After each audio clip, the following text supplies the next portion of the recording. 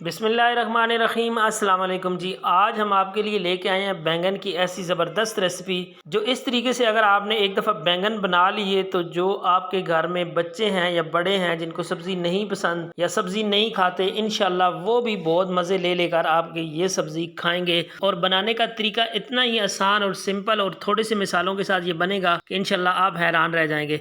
तो चलें जी वीडियो को शुरू कर लेते हैं। सबसे पहले आपने ले लेने हैं जी बैंगन। इनको इस तरह करके आपने कटिंग कर लेना है स्लाइसिस में। और फिर एक कढ़ाई में ढेर सारा ऑयल लेना है। ऑयल को गर्म होने का वेट करेंगे। ऑयल हमारा नीम गर्म हो चुका है। यहाँ पे 3 पाव बैंगन लिए हैं, इनको इस तरह स्लाइसिस में कट कर लिया है, ऑयल के अंदर शामिल कर देंगे। साथ ही हमारे पास हैं 3 अदद टमाटर, इनको भी पीसेज में कट कर लिया मोटे मोटे। लहसुन की कलियां हैं 8 से 10 अदद, ये भी इसके अंदर डाल दी हैं। 5 अदद लंबी वाली मिर्चें हैं, ये भी इसके अंदर शामिल कर दी हैं।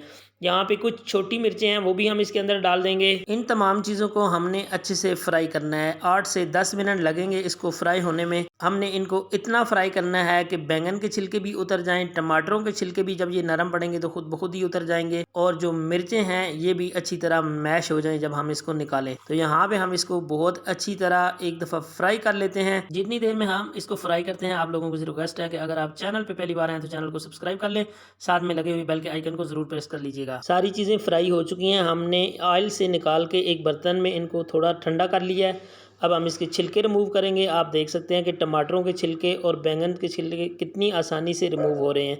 इस तरह करके आपने सारे बैंगन में से और सारे टमाटरों के छिलके उठा लेने हैं, इनको साफ़ सुथरा कर लेना है, और उसके बाद आपने इनको हाथों की मदद से बहुत अच्छी तरह मैश करना है, जैसे कि आप वीडियो में देख रहे हैं। इस तरह करके आपने इनको बहुत अच्छी तरह, अगर किसी चीज़ में थोड़ी बहुत कमी रह भी गई है तो वो आपने इसको मैश करके उसकी कमी को पूरा कर देना है। ये आप देख सकते हैं, इस तरह करके आपने इसको बहुत प्यारा करके मैश करना है। मोटा मोटा दरदरा सा ये रहेगा हाथों की मदद से। आप अगर आप इसको मैश करेंगे तो 3 टेबल स्पून ऑयल लिया है जिसमें हमने बैंगन फ्राई किए थे, उसी में 1 छोटा चम्मच जीरे का शामिल कर दिया है। 1 मिनट के लिए इसको क्रैकल करेंगे जीरे को।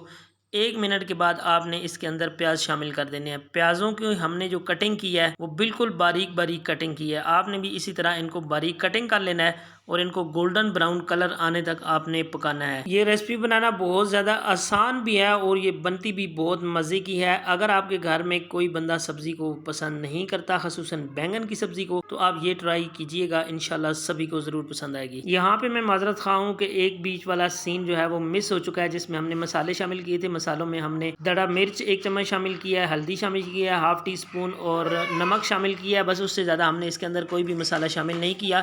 यहाँ पे हमने इसको मसाले के अंदर भूना है 3 से 4 मिनट के लिए, और उसके बाद हमने इसके ऊपर कसूरी मेथी शामिल किया है और हरा धनिया शामिल किया है।